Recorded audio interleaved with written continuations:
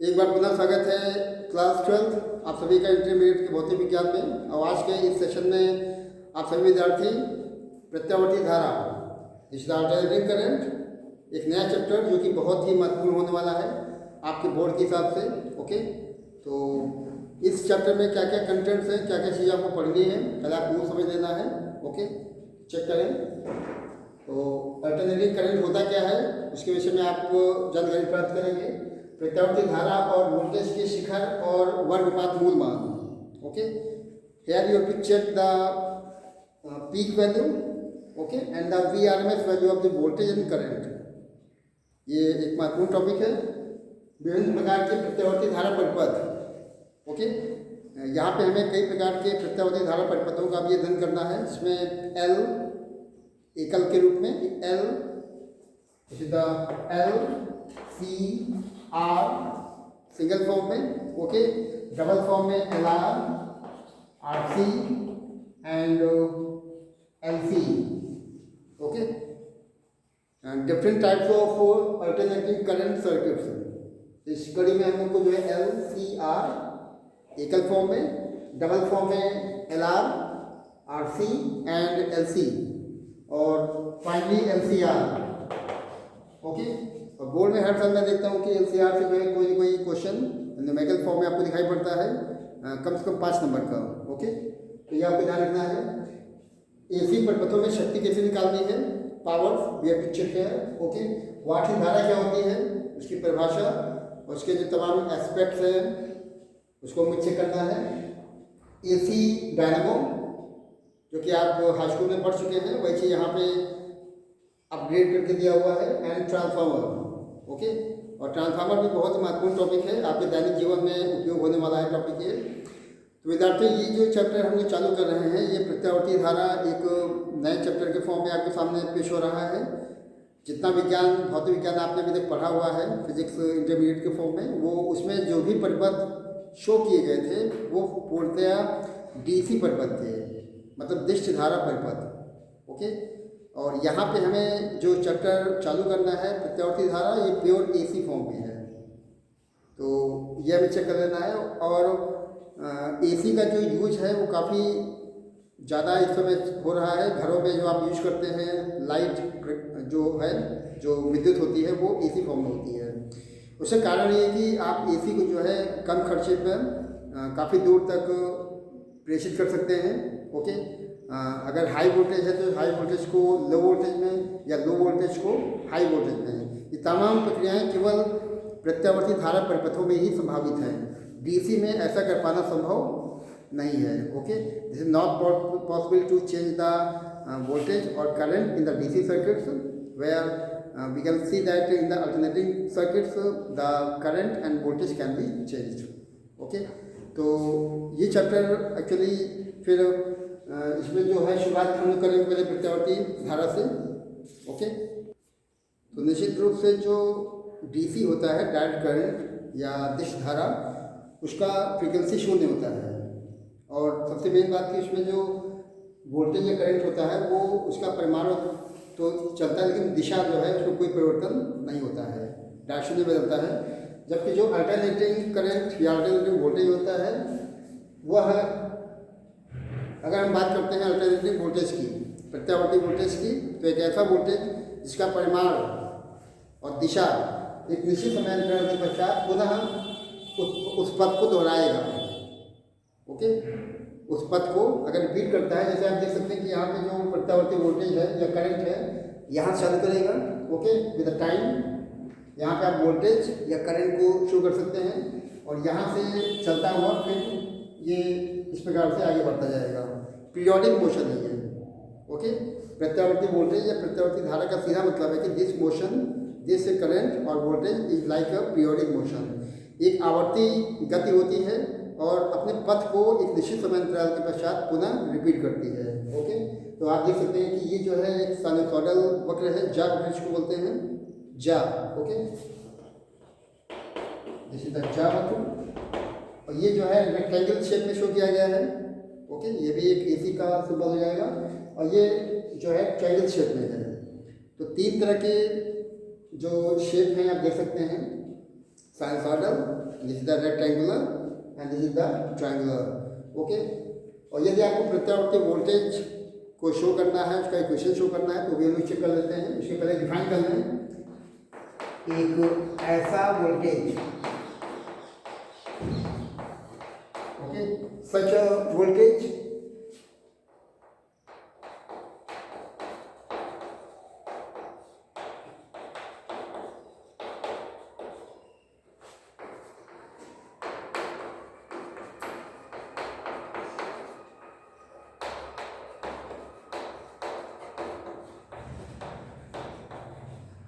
एक ऐसा वोल्टेज जिसका परिमाण और दिशा, मैग्नीट्यूड एंड डायरेक्शन, ओके, एक निश्चित समय अंतराल के पश्चात, एक निश्चित समय अंतराल के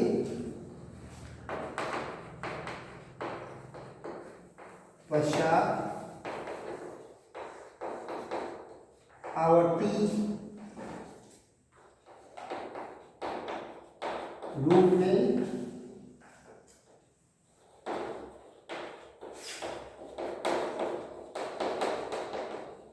प्रकट होता है।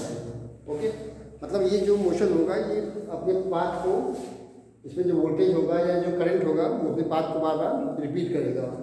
और यदि आपको टी समय अंतराल में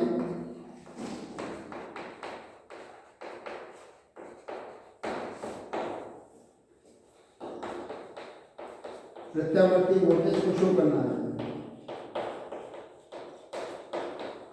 प्रत्यावर्ती वोल्टेज का समीकरण, ओके, इसका फॉर्मूला देखिए हो जाएगा B equal to this is V naught sine omega T. B चीज आपको याद रखना है, B equal to V naught sine omega T. V naught यहाँ पे जो है वोल्टेज का शिखर मान या अधिकतम मान हो जाएगा। वी नॉट क्या है, वोल्टेज का अधिकतम मान या शिखर मान। ओके, और आई वी नॉट हो गया, ओमेगा एक्चुअली कोडी वेव हो जाएगा। ओके, ओमेगा का मतलब क्या है, ओमेगा इसका यहाँ पे है 2 पाई एम या ये है 2 पाई अपॉन टी, कोडी वेव हो जाएगा। अब आप डायग्राम में थोड़ा चेक कर लें। एक्चुअली जब वोल्टेज यहाँ से स्टार्ट होता है, ओके, और यहाँ से चलने के पश्चात यहाँ तक पहुँचता है, ये एक कंप्लीट मोशन है। Okay, this is a complete motion. Time मैंने टी दिखा दिया है। ओके, ये टाइम आपका t/2 हो जाएगा, ये आपका टाइम t/4 हो जाएगा, और यहाँ पे जो है 3/4t हो जाएगा। ओके, तो ये वोल्टेज का हो गया। ऐसे आपको जो है प्रत्यावर्ती धारा को भी डिफाइन कर देना है। एक ऐसा करंट, एक ऐसा धारा जिसका परिमाण दिशाएं निश्चित समय अंतराल के पश्चात अपने पथ को रिपीट करता है, उसकी पुनरावृत्ति होती है। ओके, और यदि आपको किसी क्षण टी पर प्रत्यावर्ती धारा को शो करना है, then I equal to I naught sine omega T. Okay, तो ये जो है इक्वेशन दिखाया गया है वोल्टेज के लिए, B equal to V naught sine omega T. और ये जो है किसी क्षण टी पर धारा का समीकरण हो जाएगा। और यहाँ पे आई नॉट मतलब है धारा का अधिकतम मान। जैसे आपने शो किया है वी नॉट को वोल्टेज का शिखर मान, वोल्टेज का अधिकतम मान, वैसे ही आई नॉट का मतलब है धारा का अधिकतम मान, peak value of current. Okay, अब आप इस डायग्राम में चेक कर लें। एक्चुअली ये जो गैप होता है मध्यमान या माध्य अवस्था से मीन पोजीशन से मैक्सिमम दूरी, okay, this is V naught. Okay, this will be V naught. और यदि हम बात करते हैं करंट की, तो ये आपका आई नॉट भी हो सकता है। ओके, एक्चुअली ग्राफ बनना है साइनोइडल फॉर्म में, या वक्र के फॉर्म में, वो या तो वोल्टेज का होगा या फिर करंट का होगा। ओके, तो यहाँ पे जो मैंने वोल्टेज का करंट शो किया हुआ है, तो ये जो अधिकतम विस्थापन होगा, maximum displacement, that will be V naught. विद्यार्थियों, आपने देखा कि प्रत्यावर्ती वोल्टेज जो होता है सच वोल्टेज जिसके परिमाण और दिशा एक निश्चित समय अंतराल के पश्चात अपने पथ को रिपीट करता है। ओके, और आपने दोनों का इक्वेशन चेक कर लिया है। ये किसी क्षण टी के लिए वोल्टेज का इक्वेशन हो जाएगा, V = V naught sine omega T, and that is the current equation, I = I naught sine omega T. Omega actually कोडी वेव हो जाएगा, एंगुलर वेलोसिटी, तो 2 पाई n के फॉर्म में या 2 पाई अपॉन टी के फॉर्म में। ओके, तो हम लोग का नेक्स्ट टॉपिक यहाँ पे चालू होता है प्रत्यावर्ती वोल्टेज और प्रत्यावर्ती धारा का समय के साथ में graph. Okay, we have to check here graph of alternating voltage and alternating current, okay, with the time.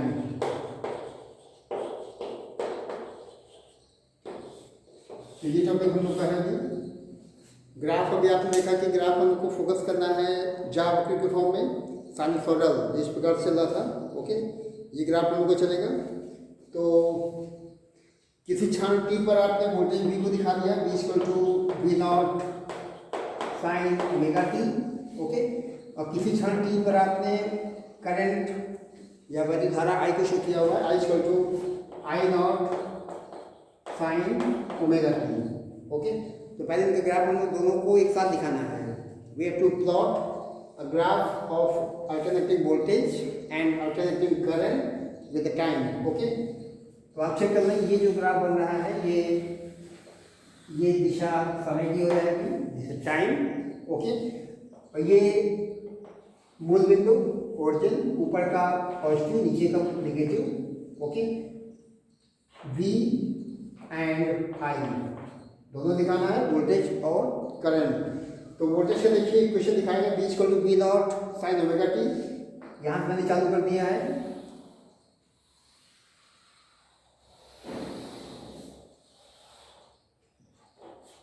ऐसे बनता जाएगा। ओके, ऐसे बनता जाएगा। और जो I को मैंने शो किया है यहीं से दिखाना है, क्योंकि दोनों के बीच में जो कलांतर है एक जैसा है। ओमेगा टी यहाँ भी शो किया गया है, ओमेगा टी यहाँ भी दिखाया गया है। Then current can be shown in this form, dot line में बना रहा हूँ।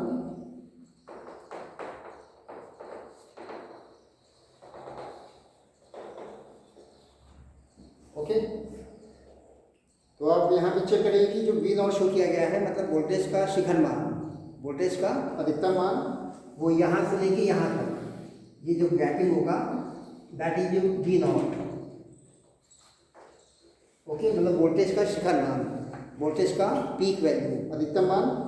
I नॉट शो करना है, तो I नॉट चूंकि जगह है का मैं तो यहाँ दिखाता हूँ, I नॉट ये हो जाएगा करंट के लिए, this is I not. Okay, ये जो ग्राफ बना है V = V naught sine omega T के फॉर्म में है, डैट बना हुआ है, और जो डॉटेड लाइन से बना हुआ है वो I = I naught sine omega T. Okay, और चेक कर लें, यहाँ पे टाइम शो कर दीजिए, यहाँ से लेके यहाँ तक का जो समय होगा कैपिटल टी हो जाएगा, आवर्तकाल शो बोलेंगे। ओके, ये हाफ टाइम है, T/2 शो किया जाएगा। ये टाइम चौथाई है, T/4 के फॉर्म में। ओके, और ये जो समय होगा ये हो जाएगा 3T/4, 3/4T। ओके, तो स्टार्टिंग यहाँ से हुआ है मूल बिंदु से। टोटल टाइम जो है एक दोलन का या एक ऑसिलेशन का, एक साइकिल का कैपिटल टी हो जाएगा। इसका हाफ आप चेक करेंगे, 3.2 दिखाना है, और हाफ का हाफ दिया 3/4। ओके, तो यहाँ से स्टार्ट हुआ है, चाहे वोल्टेज हो या फिर करंट हो। आपने V नॉट शो कर दिया है, वोल्टेज का शिखर मान। I नॉट शो किया हुआ है। ओके, I नॉट शो किया है करंट का अधिकतम मान। इस प्रकार से वोल्टेज या करंट, जो कि हम लोग बात करते हैं यहाँ पे प्रत्यावर्ती के संदर्भ में, इसका सीधा मतलब है कि जो इसकी वैल्यू होगी 0 से अधिकतम, चेक करेंगे 0 से कितना अधिकतम, और फिर अधिकतम से 0, फिर 0 से अधिकतम, फिर अधिकतम से 0। एक्चुअली इन 0 और अधिकतम के मानों के बीच में जो वोल्टेज या जो करंट लगातार वैरी करता है, उसको हम लोग प्रत्यावर्ती वोल्टेज या प्रत्यावर्ती धारा के नाम से जानते हैं। ओके, और ये ग्राफ आपको चेक कर लिया है। कुछ परिभाषाएं आपको चेक कर लेना है। ओके, परिभाषाओं में जैसे शिखर मान क्या होता है या आयाम क्या होता है, amplitude of the current, maximum value और एम्पलीट्यूड आपको देखना है। साइकिल क्या है, चक्र, और टाइम पीरियड आपको चेक कर लेना है। ओके, फ्रीक्वेंसी आपको मालूम होना चाहिए। ओके, और फेज या फेज डिफरेंस कालांतर। ओके, इतने टॉपिक हम लोग अभी देखने वाले हैं। कुछ परिभाषाएं, ओके, कुछ डेफिनेशन आपको चेक कर लेना है। तो पहला देखिए शिखर मान या आयाम। मैंने आपको बताया भी कि जो इसमें बी नॉट शो किया गया है वोल्टेज के लिए और आई नॉट शो किया गया है करंट के लिए। तो दोनों अधिकतम मान है वोल्टेज और करंट के लिए। और कहाँ से नापना है इनको नापना है मीन पोजीशन या मध्यमान अवस्था से जितना अधिकतम विस्थापन होगा वोल्टेज के लिए या जितना अधिकतम विस्थापन होगा करंट के लिए, वो आपका शिखर मान या अधिकतम मान हो जाएगा। ओके, आवर्तकाल की बात कर लेते हैं। टाइम पीरियड एक्चुअली उसके पहले आप चेक कर लेते हैं जो चक्र या साइकिल क्या होता है। Okay, this is the periodic motion. Periodic motion यहाँ पे चल रहा है। तो एक साइकिल का मतलब कि यहाँ से लेके यहाँ तक ये एक चक्र है। This is a complete cycle. Okay, और इस कंप्लीट साइकिल को पूरा करने में लगा समय। यहाँ से आपने चालू किया, पीक पे आए, फिर शून्य पे गए, फिर पीक पे आए, फिर शून्य पे गए। This is a complete motion, क्योंकि यहाँ जो मोशन होता है वो this is the first half. Check करेंगे, this is the first half and this is the second half. Okay, first half में जो साइकिल होगा प्लस दिशा में चलेगा और अगला जो हाफ साइकिल होगा वो नेगेटिव डायरेक्शन में जाएगा और ये साइकिल लगातार बनता जाएगा। तो कुल मिला के यहाँ से लेके यहाँ तक जो समय अंतराल होगा उसको हम लोग टाइम पीरियड या आवर्तकाल के नाम से जानते हैं। इसका फॉर्मूला मैंने आपको बताया हुआ था। और उसके पहले एम्पलीट्यूड को भी शो करते हैं। एम्पलीट्यूड को एक्चुअली आपको वी नॉट या आई नॉट से शो करने वाले हैं। ओके, टाइम पीरियड को टी से दिखाना है और इसका फॉर्मूला मैंने क्या बताया था, टी इक्वल टू ओमेगा की टर्म चेक कर लेंगे। एक्चुअली ओमेगा का मैंने फॉर्मूला आपको बताया था 2πn, 2π/टी। तो टी का जो फॉर्मूला बनेगा वो 2π/ओमेगा हो जाएगा। ओके, टी का मतलब है आवर्तकाल, टाइम पीरियड। आपने ग्राफ में शो किया हुआ है, उसको आप समझ चुके हैं। इसको अगर आपको डिफाइन करना है तो प्रत्यावर्ती धारा अथवा प्रत्यावर्ती वोल्टेज के द्वारा एक साइकिल या एक चक्र को पूर्ण करने में लगा समय। ओके, तो ये आपका आवर्तकाल हो जाएगा। फ्रीक्वेंसी की बात कर लेते हैं। फ्रीक्वेंसी मतलब आवृत्ति, नंबर ऑफ वाइब्रेशन पर सेकेंड, नंबर ऑफ ऑसिलेशंस पर सेकेंड, मतलब एक सेकेंड में कुल कंपनों की संख्या या एक सेकेंड में कुल दोलनों की संख्या। ओके, यहाँ क्या बताना है, यहाँ आपको बताना है कि एक सेकेंड में किए गए कुल चक्रों की संख्या, number of cycles per second. Okay, number of cycles per second, that will be frequency. और फ्रीक्वेंसी को हम लोग को यहाँ पे एफ से शो करना है। ओके, क्योंकि फ्रीक्वेंसी के सिंबल तमाम होते हैं। आपने फ्रीक्वेंसी को 11वीं क्लास में एन से शो किया होगा। फ्रीक्वेंसी को हम लोग यहाँ पे जो प्रत्यावर्ती करंट है उसमें एफ से शो करना है। और आगे जब आप पढ़ेंगे मॉडर्न फिजिक्स, आधुनिक भौतिकी, वहाँ फ्रीक्वेंसी को आपको न्यू से शो करना है। Then different type of symbols can be use for show the frequency. Okay, तो एन हो गया, एफ हो गया और न्यू हो गया। तो फ्रीक्वेंसी का मतलब है number of turns, number of cycles per second, एक सेकेंड में चक्रों की संख्या। और इसका जो मात्रक होगा पहले इसका फॉर्मूला शो कर लें। Actually omega equal to 2πf हो सकता है, तो F equal to omega equal to 2πf, F equal to omega upon 2π। Okay, omega आप जानते हैं कोणीय वेग है, जिसका एंगुलर वेलोसिटी। ओके, और फाइनली हमें चेक करना है कला। अच्छा, मैं थोड़ा फ्रीक्वेंसी की और बात कर लेता हूँ। क्योंकि आपका जो चैप्टर है ये प्रत्यावर्ती धारा, प्रत्यावर्ती वोल्टेज के संबंध में है। जो घरेलू लाइट आती है, घरों में जो लाइट आती है उसमें प्रत्यावर्ती वोल्टेज ही इस्तेमाल की जाती है, प्रत्यावर्ती धारा। और इंडिया में जो लाइट हम लोग यूज़ करते हैं उसकी फ्रीक्वेंसी 50 हर्ट्ज होती है, 50 हर्ट्ज। ये हर्ट्ज का मात्रक हो जाएगा साइकिल पर सेकेंड या चक्र पर सेकेंड लिखें या फिर लिखें हर्ट्ज, इसका मात्रक हो जाएगा। ओके, और 50 हर्ट्ज का सीधा मतलब है कि 1 सेकेंड में 50 साइकिल या 1 सेकेंड में 50 दोलन। ओके, जो आप यहाँ देख पाते हैं ये है एक दोलन। This is a complete one oscillation, one cycle. ऐसे कितने साइकिल होंगे? 50। तो जो लाइट आपके घर में आती है जो खतरनाक मानी जाती है, प्रत्यावर्ती धारा को खतरनाक भी मानते हैं, उसका इस्तेमाल जितना ज़्यादा है वो उतना ही डेंजरस भी होता है, खतरनाक भी होता है, क्योंकि यहाँ से लेके यहाँ तक का एक साइकिल हुआ, ऐसे कुल 50 चक्र या 50 साइकिल आपको शो कर देते हैं। ओके, उसमें आधे एक दिशा में मतलब पॉजिटिव डायरेक्शन में और दूसरे हाफ नेगेटिव डायरेक्शन में। ओके, तो ये आपका हो जाएगा। और एक और एग्जाम्पल मैं आपको बताता हूँ कि जो आप बल्ब को देखते हैं जलता हुआ, okay, I am talking about electric bulb. मैं बात करता हूँ वैद्युत बल्ब की, जो कि 60 वाट या 40 वाट या 100 वाट के आते थे पहले, अब तो लगभग समापन है उनका। तो इन बल्बों में यदि आप गौर करें तो यहाँ पे इसका सीधा मतलब है कि वो बल्ब 100 बार जल रहे होते हैं, 100 बार बुझते हैं। ओके, लेकिन दृष्टि निर्बंधता की वजह से वो बल्ब हमें जलता हुआ प्रतीत होता है। ओके, तो ये एक पॉइंट हो जाएगा। तो आपने चेक कर लिया frequency, number of oscillation, number of vibrations, number of cycles per second.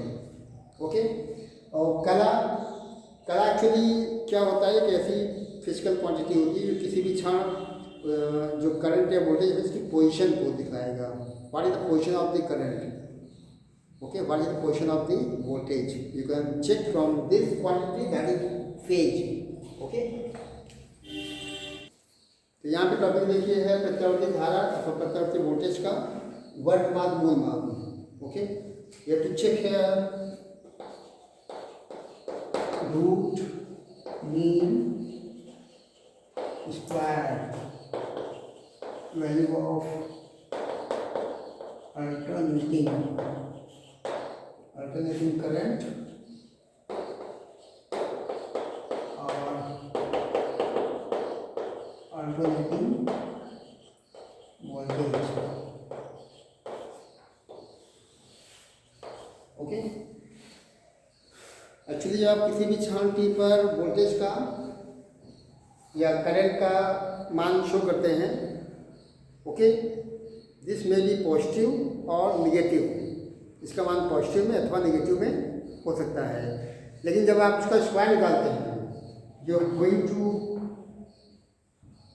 Find out the square of the voltage और square of the current, this will be always positive, हमेशा इसका मान पॉजिटिव होगा। अब हमें चेक करना है कि वर्ग माध्य मूल मान होता क्या है। वर्ग माध्य मूल मान मतलब यदि बात करते हैं प्रत्यावर्ती वोल्टेज की या प्रत्यावर्ती धारा की फॉर कंप्लीट साइकिल, एक पूर्ण चक्र के लिए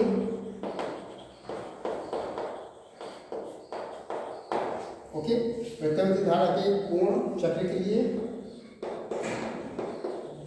धारा के वर्ग रूट मीन स्क्वायर वर्ग के औसत मतलब माध्य हो जाएगा, वर्ग के औसत मतलब मीन स्क्वायर मीन के वर्गमूल को उस प्रत्यावर्ती वोल्टेज अथवा प्रत्यावर्ती धारा का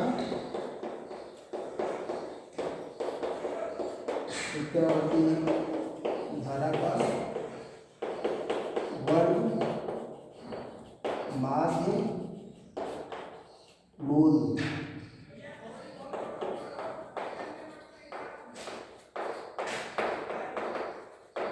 ये डेफिनेशन है एक्चुअली। प्रत्यावर्ती करंट की बात करें, प्रत्यावर्ती वोल्टेज दोनों के लिए लागू होगा for complete cycle. This is a complete cycle. Okay, तो इसके लिए धारा के वर्ग एक्चुअली यहाँ ध्यान दें, यहाँ से लेके पीक, पीक से शून्य, शून्य से पीक, पीक से शून्य, इनके बीच में शून्य से पीक के बीच में करंट या वोल्टेज के तमाम मान होते हैं। पीक से शून्य के बीच में वोल्टेज या करंट के तमाम मान होंगे पॉजिटिव में और नीचे नेगेटिव में। लेकिन जब इनका स्क्वायर करेंगे, जोड़ेंगे, औसत निकालेंगे, तो वो जो मान निकलेगा उसको हम लोग कहेंगे वर्ग मान, मूल मान। जैसे इसको हम लोग कहेंगे IRMS।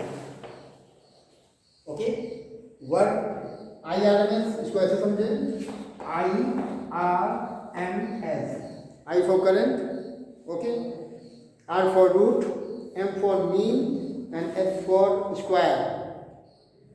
Root, mean, square, current. Okay, तो ये जो वैल्यू होगा ये हो जाता है I0 अपॉन रूट 2। I0 आपको मालूम होना चाहिए, I0 जो है किसी क्षण t पर करंट का अधिकतम मान है, करंट का पीक वैल्यू है, शिखर मान। ओके, ऐसे आपको दिखाना है VRMS की value. You have to show the root mean square voltage and that will be V0 upon root 2। दो ये फॉर्मूले हैं, इनको आपको चेक कर लेना है। एक फॉर्मूला जो है धारा के लिए है, वर्तमान मूल मान, और दूसरा जो है ये वोल्टेज के लिए शो किया गया है, वर्तमान मूल मान का। ओके, यहाँ में चेक करना है प्रत्यावर्ती धारा और वोल्टेज के बीच में कलांतर।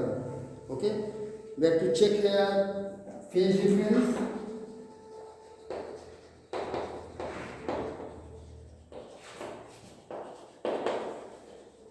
Between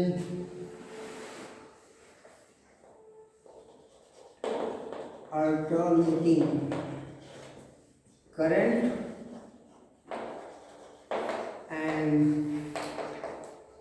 voltage। ओके,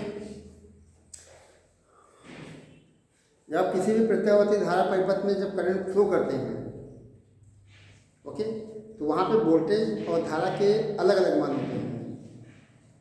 ठीक है, और कभी कभी ये होता है कि वोल्टेज और धारा दोनों एक ही समय पर अधिकतम और न्यूनतम मान ग्रहण करते हैं।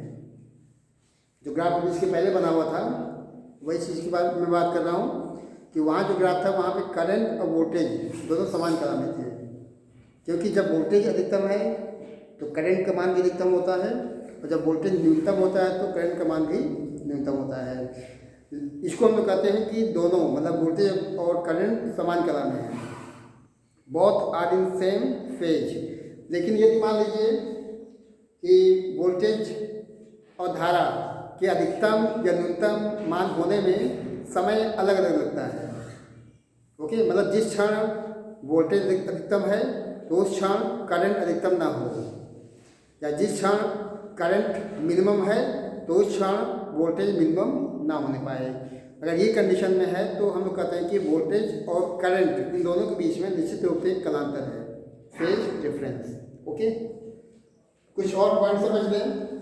हम लोग पहले बात करते हैं डीसी की, दिष्ट धारा की। तो दिष्ट धारा में वोल्टेज और धारा दोनों समान कला में होते हैं, अर्थात उनके बीच में कलांतर शून्य होगा, फाई विल बी 0।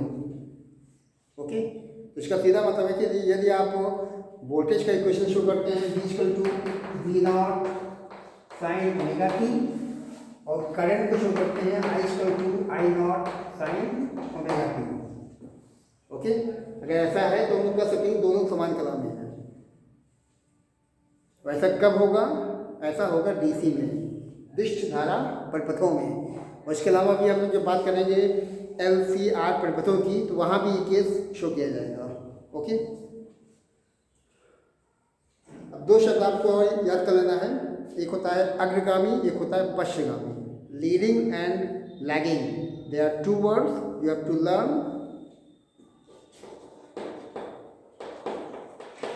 अग्रगामी, this is the leading, and दूसरा है पश्चगामी। इंग्लिश में कहेंगे इसको लैगिंग। यहाँ दो शब्द आपको याद कर लेना है, लीडिंग एंड लैगिंग। यह है क्या, चेक कर लें।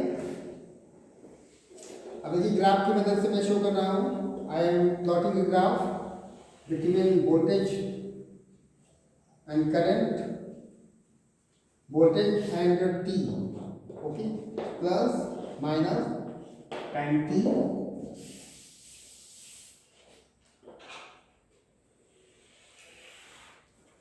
Time T, okay.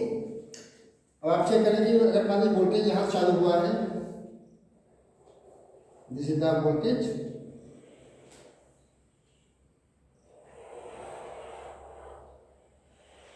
Okay, this is showing voltage, okay. तो निश्चित रूप से डीसी में या डिश धारा में आप देख पाते हैं कि जो फाई की वैल्यू है कालांतर शून्य होता है। और इसका सीधा मतलब है कि डीसी परिपथों में वोल्टेज और करंट दोनों समान काल में होते हैं, ओके। और यदि हम बात करते हैं प्रत्यावर्ती धारा परिपथों की, तो यहाँ केस कुछ और होगा। मैंने बताया भी कि मे बी करंट और वोल्टेज इन सेम फेज और may be different, okay.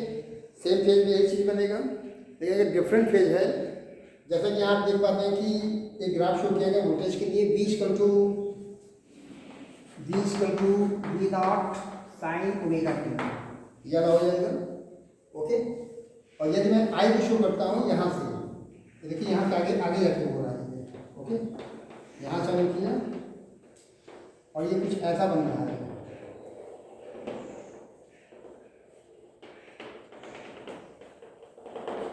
Okay. ये जो डॉट वाला पोर्शन है ये है I, ओके, जैसे I, ये V, ये जो अधिकतम वैल्यू है ये आपको हो जाएगा V नॉट, और इसका जो अधिकतम वैल्यू है कुछ ऊंचा हो गया, इसको नीचे करने से बराबर, ये जो ये हो जाएगी I not, okay.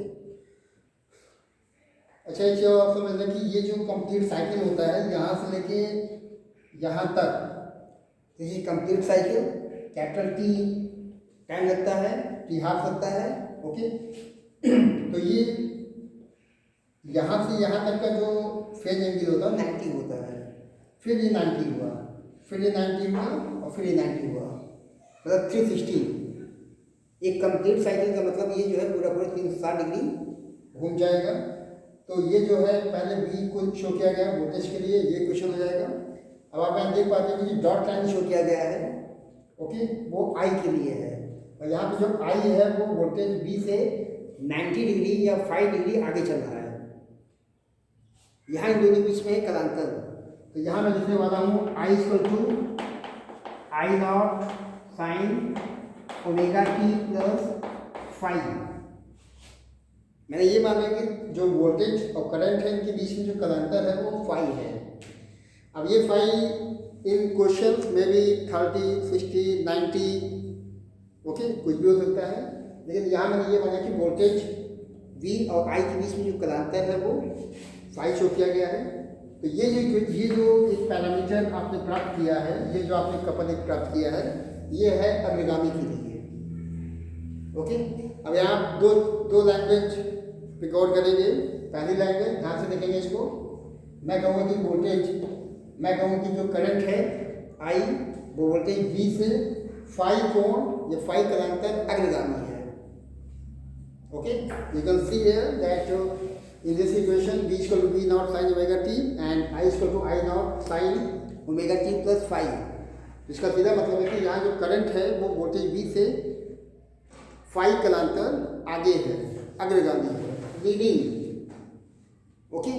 And for same case we can also represent lagging. कैसे, तो इसको भी चेक कर लें। एक्चुअली यदि आप दिखाते हैं I equal to I naught sine omega T, अगर आपने I को ये माना हुआ है तो आपको दिखाना पड़ेगा V equal to V naught sine omega T minus 5। इसको चेक करें और इसको चेक करें, ओके, तो एक ही डायग्राम के लिए आप देख पाते हैं कि कुल मिला के जो करंट है वो आगे चल रहा है फाइव कलांतर। इसको आप चाहे ऐसे शो करें चाहे ऐसे शो करें, ये कंडीशन बनेगा लीडिंग के लिए, दिस इज फॉर लीडिंग अग्रगामी, और ये कंडीशन बनेगा लैगिंग के लिए पश्चिमगामी। क्योंकि यहाँ देखिए +5 लिखा हुआ है लीड करने के लिए, -5 लैग करने के लिए, एक कंडीशन ये बन जाएगा। ओके, तो चेक करें इसको। तो हम लोग एक और डायग्राम की मदद से लीडिंग और लैगिंग को और अच्छी तरह से इनकी बॉन्डिंग को समझ लेते हैं, एक्चुअली कैसे इनको डिफाइन करना है, कैसे इनका जो डायग्राम है इस पर टी और वोल्टेज करंट के लिए चेक करना है। ओके, तो अगेन ये आप चेक कर लीजिए, ये जो है ये वोल्टेज का ग्राफ हो गया है, digital for voltage V। Okay, and V में भी लिखते हैं बाद में, और यहाँ से मानी करंट अब यहाँ चल रहा है। ओके, नीचे से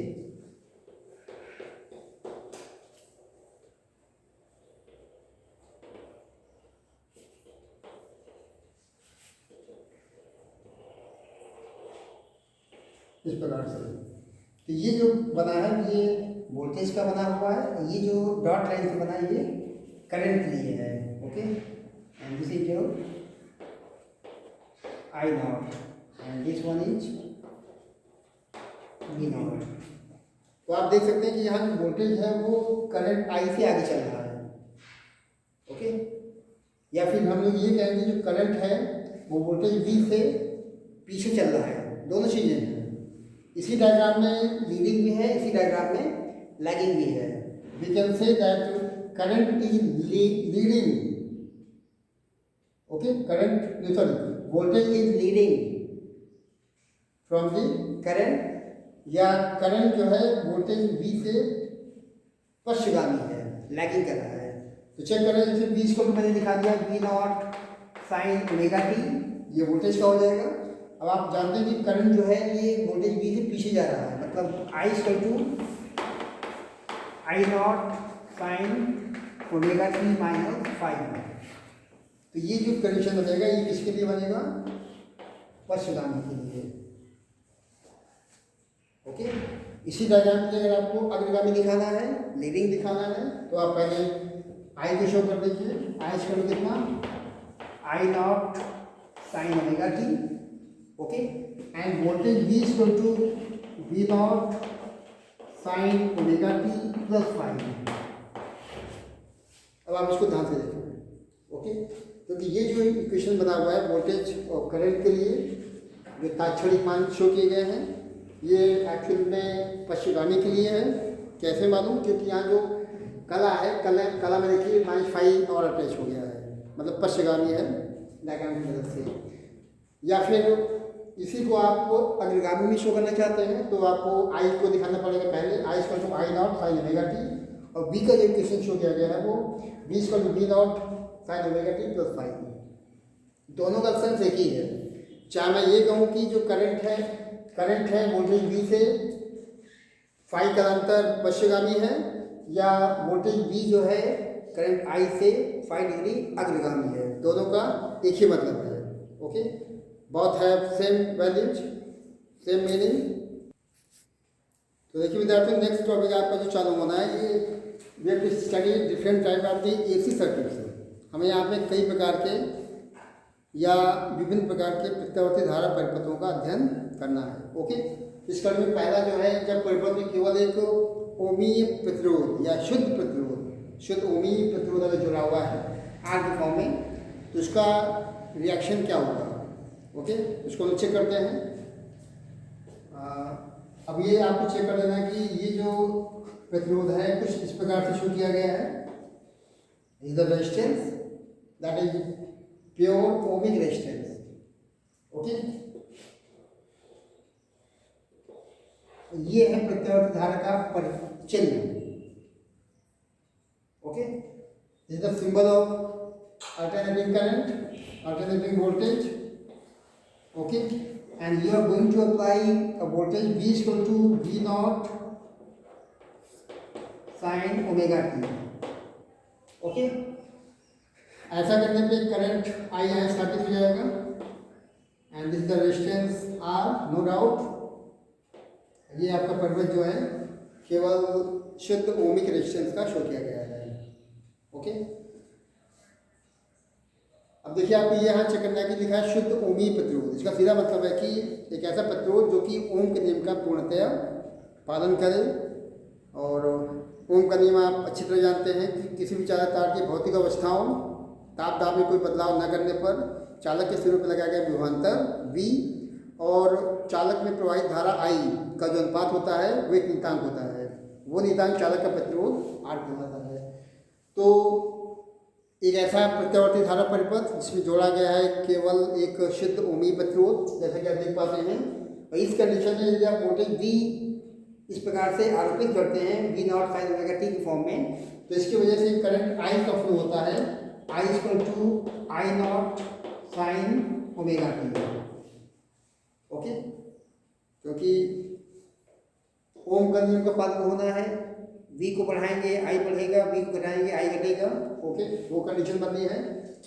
और यदि आप दोनों के बीच में कला आरेख ओके या तरंग अगर आपको शो करना है, वेव फॉर्म में शो करना है, तो ये तरीका हो जाएगा। ये आपका वोल्टेज हो जाएगा, this is the voltage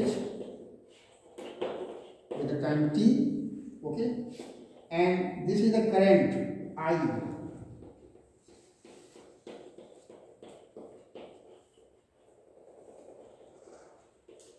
okay, ये जो V है यहाँ से और ये जो I बना हुआ है वो आप यहाँ से शो कर सकते हैं। और डायग्राम से देखिए क्लियर है कि जब आपका वोल्टेज V अधिकतम होता है, ओके, उसी क्षण t पर करंट I का मान भी पीक हो जाता है। जब वोल्टेज V का मान न्यूनतम होता है तो उसी क्षण t पर करंट I का मान भी शून्य हो जाता है। ओके, तो ये चीज़ अगर अप्लाई होता है तो आप हम लोग कह सकते हैं कि एक ओमीय प्रतिरोध है। और यदि मैं इसको इक्वेशन फर्स्ट और सेकंड मानते हुए दोनों को भाग कर लेता हूँ तो V अपॉन I की जो वैल्यू आएगी वो V not upon I not के बराबर हो जाती है, क्योंकि साइन ओमेगा टी दोनों में है, कैंसिल आउट हो जाएगा। और ये वास्तव में चालक का प्रतिरोध R बन जाता है। ओके, तो देखिए बहुत ही महत्वपूर्ण निष्कर्ष आपके सामने बनता है। और निष्कर्ष ये कि यदि एक प्रत्यावर्ती धारा परिपथ जिसमें आपने जोड़ा हुआ है एक शुद्ध ओमी प्रतिरोध R के फॉर्म में, तो उस कंडीशन में वोल्टेज और करंट दोनों समान कला में होते हैं, अर्थात उनके बीच में जो कलांतर होता है फाई वो शून्य हो जाता है। ओके, मतलब शुद्ध या ओमीय प्रतिरोध से युक्त एक प्रत्यावर्ती धारा परिपथ वास्तव में एक दिष्ट धारा परिपथ के रूप में कार्य करता है। ओके, तो ये चीज़ हो गया है। तो देखा आपने कि किस प्रकार से प्रत्यावर्ती धारा परिपथ में यदि आप एक शुद्ध या ओमी प्रतिरोध जोड़ते हैं तो निश्चित रूप से एक वह दिष्ट धारा परिपथ के रूप में कार्य करता है। ओके, सेकेंड डायग्राम, सेकेंड जो केस बनना है उसमें आपको जोड़ना है एक प्योर इंडक्टेंस, एक आपको कॉइल अटैच करना है। Okay, and this is such a circuit that is containing only a pure inductance having value L। Okay, ये आपका इंडक्टर हो जाएगा। ओके, L के फॉर्म में ये आपका प्रत्यावर्ती वोल्टेज हो गया है V equal to V naught sine omega T के फॉर्म में। ओके, और ये I आपने शो कर दिया है।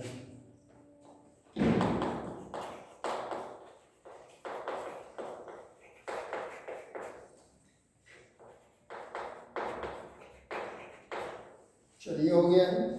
ओके, इतना वोल्टेज आपने स्टैब्लिश किया है क्रॉस L के सिरों पर आपने voltage V equal to V naught sine omega T की फॉर्म में आरोपित किया हुआ है।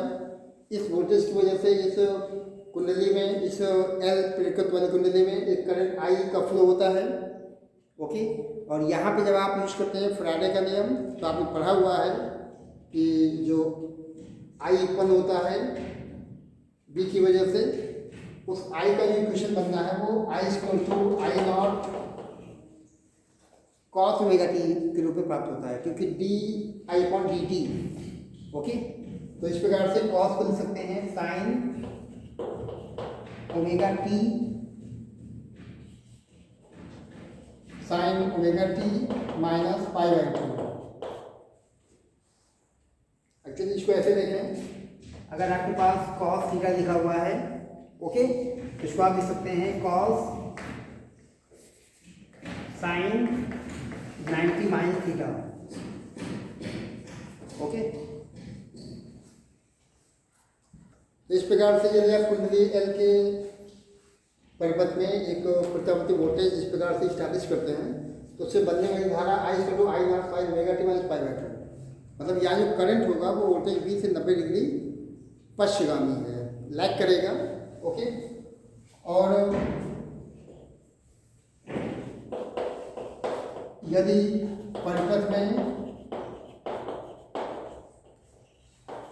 केवल शुद्ध एल हो तो वैद्युत धारा आई वोल्टेज बी से 90 डिग्री पश्चिमगामी होगा,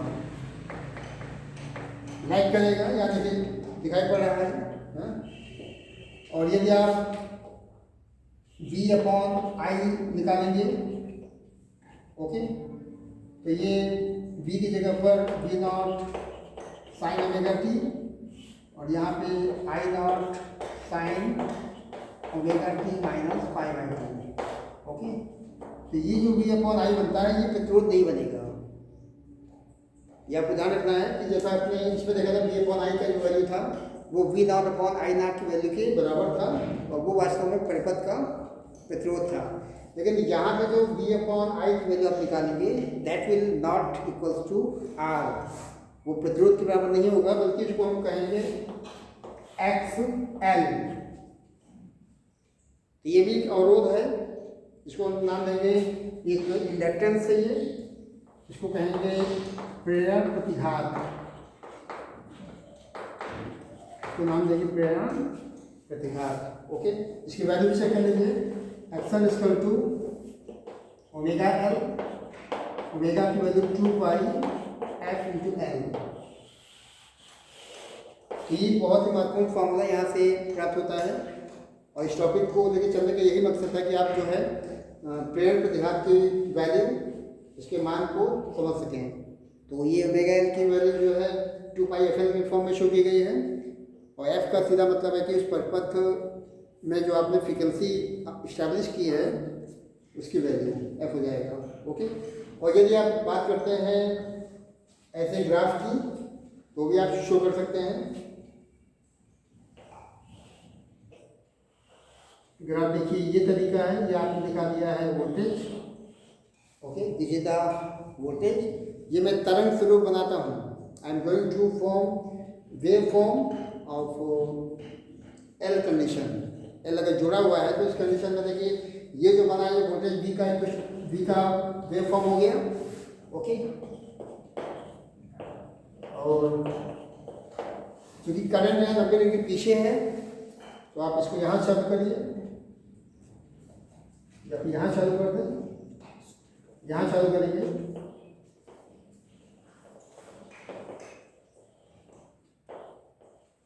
ओके, ये डॉट से बना ही आपका करंट हो जाएगा, क्योंकि यहाँ पे जो करंट है वो वोल्टेज बी से 90 डिग्री पश्चिमगामी है, लैगिंग है। और यदि आप वेक्टर फॉर्म में दिखाना चाहते हैं, वेरी इंपॉर्टेंट पॉइंट, तो आपको ये दिखाना है कि वोल्टेज बी जो है वो 90 डिग्री आगे है आई से। तो ऐसे शक्ल में ये मैंने दिखाया है वोल्टेज बी, ओके, और ये दिखाया है करंट आई। कितना एंगल बनाइए, पाई बाई 2। तो यहाँ ये फेज एंगल बोलता है इसको, कला आरेख।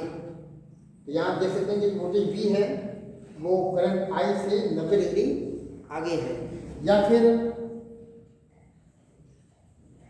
यहाँ पे शो किया है करंट आई, ओके, और ये मैं शो कर रहा हूँ वोल्टेज वी। कितना एंगल बनेगा, 90 डिग्री।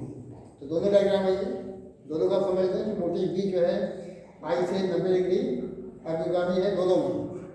यहाँ क्या लिख सकते हैं कि करंट I जो है वोल्टेज V से 90 डिग्री पश्चगामी है, या वोल्टेज V जो है करंट I से 90 डिग्री अग्रगामी है। दोनों चीज़ें बन रही है। ओके, तो ये चीज़ तो निश्चित रूप से ये जो इक्वेशन आपने चेक कर लिया है V और I के पदों में, और इसको डिवाइड करने का मतलब है कि अब आपको एक्सेल प्राप्त हो गया जो कि इस पर्वत का L का जो है प्रेरण प्रतिघात, या this is the inductive reactance, this is the inductive reactance of the inductance L। Okay, और थर्ड और जो आखिरी केस है एकल का या सिंगल का, उसमें आपको चेक कर लेना कि जब परिपथ में केवल शुद्ध धारिता C जुड़ी हो। ओके, मतलब कुछ इस प्रकार से ये कैपेसिटर आपका हो गया है C, इसकी वैल्यू है, and this is the voltage V equal to V naught sine omega t। Okay, current I will be established in this form। Okay, और जब परिपथ में केवल शुद्ध धारिता, मतलब एक कैपेसिटर या आपको संधारित्र C के फॉर्म में अटैच करना है with the voltage V having equation V equal to V naught sine omega t, तो करंट यहाँ पे जो डेवलप होता है I इक्वल टू, पहले वोल्टेज शो करते हैं, किसी क्षण T पर तात्क्षणिक वोल्टेज या वोल्टता V equal to V naught sine omega t, and I की जो वैल्यू बनेगी वो I naught sine omega t plus pi by 2। ये दोनों में फर्क है। ओके, यहाँ से चेक किया था कि यहाँ जो कलांतर था वो पाई बाई 2, मतलब जो करंट था वो वोल्टेज 90 डिग्री पश्चिगामी था, और यहाँ जो करंट I होगा वो वोल्टेज V से 90 डिग्री अग्रगामी या लीडिंग कंडीशन में आएगा। दोनों को डिवाइड करने पर V equal to V upon I naught V naught sine omega t। Okay, और नीचे जो बनेगा I के फॉर्म में I naught sine omega t minus pi by 2। Okay, and that will be XC, इसको जो कहेंगे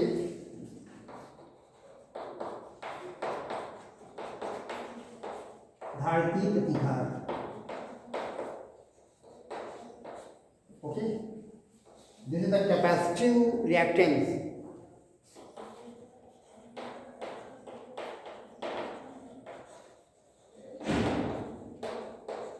XC चेक करना, यहाँ जो है एक्सेल था वो प्रेरण प्रतिघात या inductive reactance, and this is the XC means capacitive reactance.